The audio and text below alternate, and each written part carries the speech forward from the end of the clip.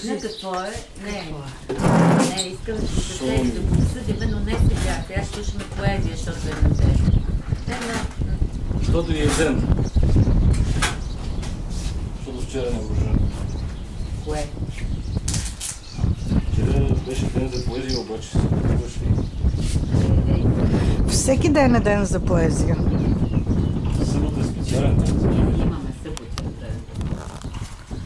Всеки ден е ден за поезия. Е най-спокойният ден, понеже...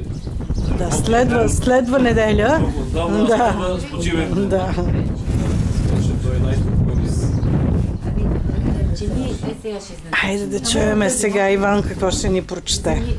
Това е дето казваха, винаги ми стигат парите от 30 до 1, но как ще преживея от 1 до 30? That's the question. Един поет, който аз много обичам и който се оказа, че бил Иван Пейчев, а сега ще го чете Иван Пенев. Една буква Ч, разстояние от една буква. Избрах едно с морско-любовна тематика. Нашата тематика. Ти ми прости за всички тези улици, в които няма дори и намек за море.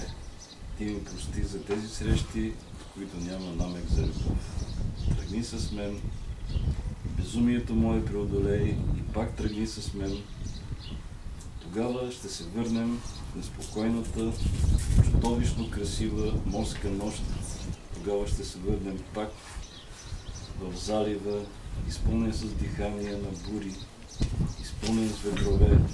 Тогава, неизбежна моя, тогава ще ми простиш годините без нито намек на море и всяка улица ще се завърне в райския залив.